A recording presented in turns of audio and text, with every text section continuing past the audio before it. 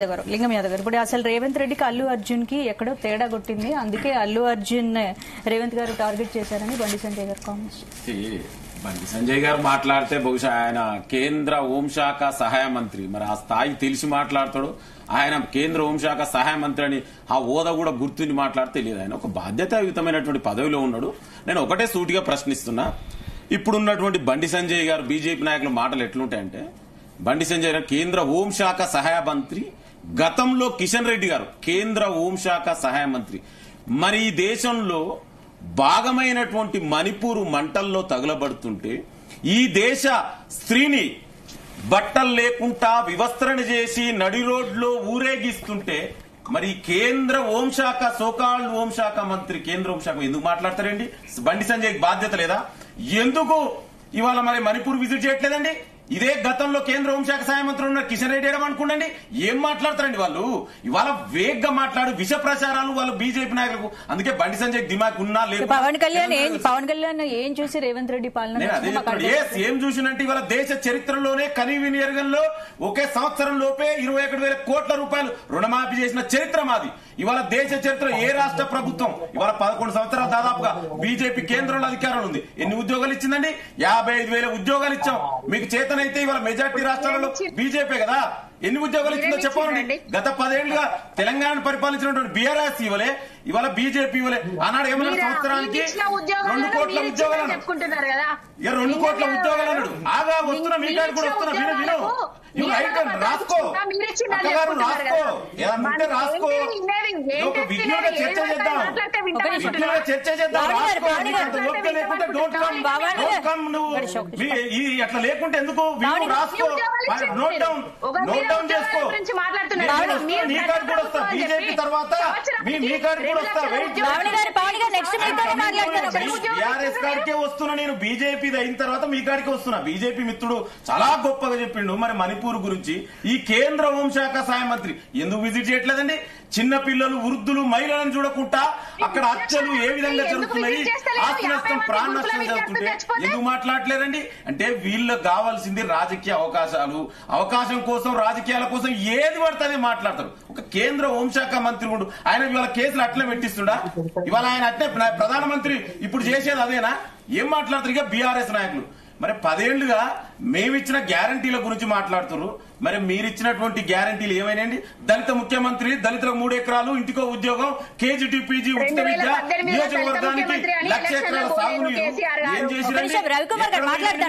ఇవాళ ఇదే బీజేపీ సంవత్సరానికి 2 కోట్ల ఉద్యోగాలు అన్నది. మరి ఎక్కడ పోయినండి? అకౌంట్ లో నల్లధనాన్ని తీసుకొచ్చి అకౌంట్ లో 15 లక్షలు. మరి ఇక్కడ మీరని ఇక్కడ ఉన్న పెద్ద ప్యానలిస్టులు అందరూ చెప్పండి, ఎవరి అకౌంట్ లో 15 లక్షలు వచ్చినా చూపించవనండి. అంటే ఇంత వేగ్గా విష ప్రచారాలు వాళ్ళు చేస్తారు. ఇవాళ సంవత్సర కాలంలోనే మేమిచ్చినట్టు ఇవాళ రాజీవ్ ఆరోగ్యశ్రీ 10 లక్షలు, ఇవాళ యువతకు ఉద్యోగాలు వస్తున్నాయి, ఉచిత విద్యుత్తు, అదేవిధంగా ఇవాళ మహిళలకు ఉచిత బస్ ప్రయాణం. మరి కవిత కంటే ఆమెకున్నటువంటి ఆమె ఏ బస్సులలో తిరుగుతారు కాబట్టి ఈ ఆర్టీసీ ప్రయాణం చేయదు కాబట్టి ఆమెకు తెలియదేమో. మహిళలు ఎంత ఆనందం గురో రండి చూడండి, వచ్చి బస్ ప్రయాణం చేయండి. ఏది పడుతుంది మాట్లాడి ప్రభుత్వాన్ని. ఇవాళ చట్ట ప్రకారమే అల్లు అర్జున్ గారు అరెస్ట్ అయ్యారు. చట్ట ప్రకారమే కోర్టు, హైకోర్టు, హానరబుల్ హైకోర్టు ద్వారా బెయిల్ వచ్చింది. దీంట్లో ప్రభుత్వాన్ని, ముఖ్యమంత్రి గారిని బ్లేమ్ చేయడం ఏందండి? ఇవాళ కేంద్రంలో 10 ఏళ్ళుగా బీజేపీ మరి అదే చేస్తుందా? ఇప్పుడు చట్టం ఎవరి చుట్టం కాదు కండి, కోర్స్. దాని మీద పూర్తి చేసి ఇండస్ట్రీకి, ముఖ్యమంత్రికి భేదాలు ఉన్నాయి. ఇండస్ట్రీకి ముఖ్యమంత్రి చాలా మంచి సంబంధాలు ఉన్నాయి. ముఖ్యమంత్రి కాకముందుకే రేవంత్ రెడ్డి గారు ఇండస్ట్రీలు ఉన్నటువంటి చాలా మంది సినీ యాక్టర్, హీరోలతో చాలా దగ్గర సంబంధాలు ఉన్నాయి. ఇక్కడ కాంగ్రెస్ ప్రభుత్వమే కదా మద్రాసు నుంచి తీసుకొచ్చి చెప్పినట్టు. దయచేసి విష ప్రచారాలు మానండి. ఇవాళ మేము ఇచ్చిన గ్యారంటీలు అమలు చేస్తున్నాం. ఇంకా మాకు 4 సంవత్సరాలు ఉంది. డెఫినెట్ కూడా ప్రతి ఇచ్చిన యాజ్ మేనిఫెస్టో కమిటీ మెంబర్ చేస్తున్నా ప్రతి అంశాన్ని కూడా మేనిఫెస్టోలో పెట్టిన ఇంప్లిమెంట్ చేస్తాం. ఇందులో వెనక పోయేదే లేదు. మీకు దమ్మైతే ఒక్కటే నిమిషం, మీకు దమ్ముంటే టీఆర్ఎస్ 10 ఏళ్ల పాలనకు, బీజేపీ 10 ఏళ్లు ఇప్పుడు ఒకటి దాదాపు అంటే దాదాపు 11 సంవత్సరాల పాలనకు, కాంగ్రెస్ సంవత్సర పాలనకు ఇవాళ బండి సంజయ్ వచ్చిన పర్లేదు, కిషన్ రెడ్డి వచ్చిన పర్లేదు, కేటీఆర్ వచ్చిన పర్లేదు, రెడీ టు డిబేట్. చెప్పండి రవికుమార్ గారు, చెప్పండి. అయితే లింగం యాదవ్ గారు ఎప్పుడు కూడా అదే రికార్డెడ్ వాయిస్ తీసుకొచ్చి ప్రతి డిబేట్ అదే మాట్లాడుతుంటాడు ఆయన. 15 లక్షల ఉద్యోగాలు అంటున్నాడు, 15 లక్షల అకౌంట్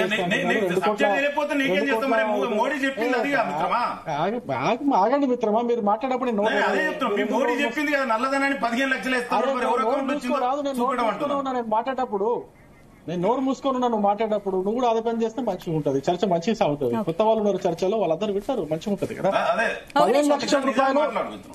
15 లక్షల రూపాయలు వేస్తా అన్నారు, 2 కోట్ల ఉద్యోగాలు ఇస్తా అన్నారు. అది 2014లో గెలిచినారు. దాని తర్వాత ఇవన్నీ ఒకవేళ అబద్ధాలు అయితే, ఇవన్నీ కూడా చూటా మాటలైతే మళ్ళీ 2019లో మాకు మోడీ గారిని ఎందుకు గెలుస్తారు? మళ్ళీ 2019 తర్వాత మళ్ళీ 2024 మళ్ళీ మోడీ గారికి ఎందుకు సరే, అదంతా ఆ రికార్డెడ్ వాయిస్ మానుకో. ఆ రికార్డెడ్ ఎప్పుడో అదే రికార్డు కొడతా ఉంటావా? డిబేట్ లో వచ్చి వేరే ఏం లేదా? సరే,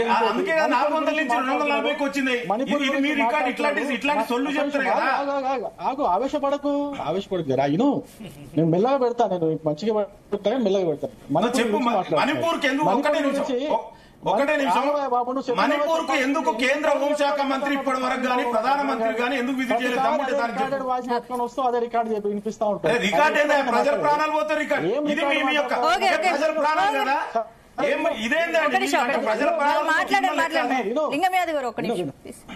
మణిపూర్ విషయం గురించి, మణిపూర్ కి మోడీ గారు ఎందుకు వెళ్ళారని మాట్లాడుతున్నారు. మోడీ గారు ప్రతి సంవత్సరము దీపావళికి సైనికులతో కలిసి బార్డర్ లో వెళ్లి సైనికులతో కలిసి దీపావళి చేసుకుంటారు.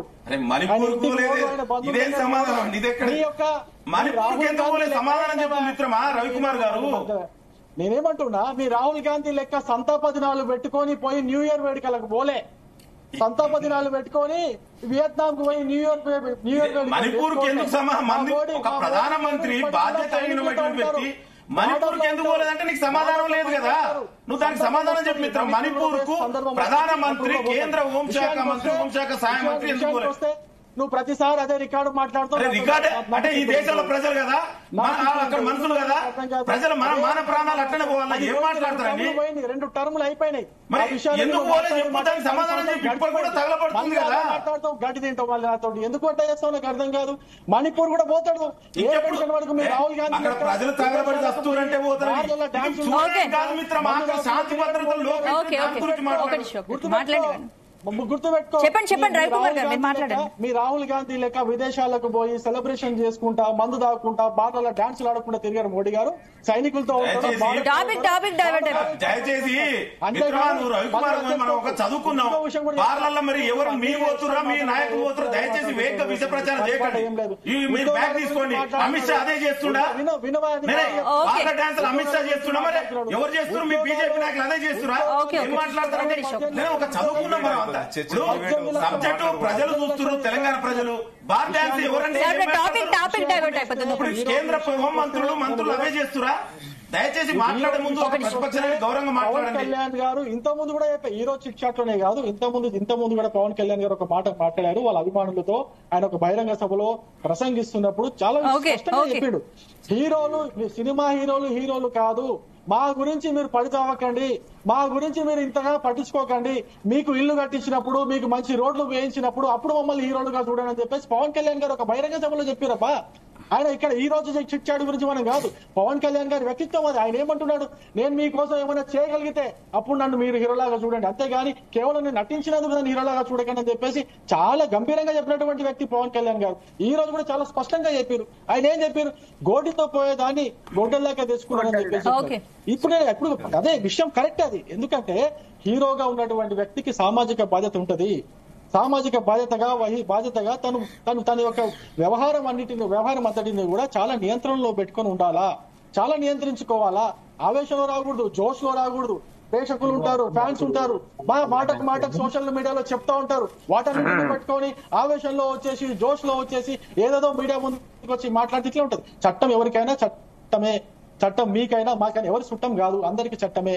మేము పవన్ కళ్యాణ్ గారు చెప్పిన మాటలను సమర్థిస్తూ, అల్లు అర్జున్ గారి అరెస్ట్ కూడా మేము సమర్థిస్తున్నాం. తప్పేం కాదు. ఒకళ్ళు నిజంగా నిందితుడు అయితే ఖచ్చితంగా అరెస్ట్ చేయండి, కేసులు వేయండి, కేసులు ఎదుర్కొంటాడు. అంతేగాని ప్రభుత్వ పరంగా మీరేమి డైవర్షన్ చేస్తున్నారు, మీరు ఎందుకు డైవర్షన్ చేస్తున్నారు, ఎందుకు సమస్యల పట్ల మీరు ఎందుకు పక్కదారి పడుతున్నారు, సైడ్ ట్రాక్ ఎందుకు పోతున్నారు? ఇది మీరు కావాలని చేస్తున్నారా, కాన్షియస్ గా చేస్తున్నారా, అన్కాన్షియస్ గా చేస్తున్నారా? ఈ విషయాన్ని మీరు ప్రజలకు చెప్పకుండా ఇదే విషయాలపైన మీరు అల్లు అర్జున్ విషయం అంతకుముందే హైడ్రా ఒకటి చల్లగానే ఇంకోటి లేపుతారు, ఒకటి చల్లగానే ఇంకోటి లేపుతారు. హైడ్రా అసలు విషయమే కాదు. హైడ్రా అనేది అసలు మీ ఎన్నికల హామీలో లేదు. మూసీ సుందరీకరణ అనేది విషయమే కాదు. అది 1,50,000 కోట్లు మీ ఎన్నికల హామీలో లేదు. ఇవన్నీ కూడా మీరు ఇచ్చినటువంటి హామీలు ప్రజలు మర్చిపోయేటట్టుగా చేసే ప్రయత్నంలో భాగంగానే మేము చూస్తున్నాం. కానీ ఎప్పుడు కూడా మీరు చేసేటువంటి పనులు ఏవి కూడా ప్రజలు మెచ్చుకోవట్లేదు. మీకు ఖచ్చితంగా రాబోయే ఎలక్షన్ బుద్ధి చెప్తారు. అప్పటిదాకా వేసి చూడండి. Okay right. పావని గారు మీరు చెప్పండి. ఇప్పుడు లింగం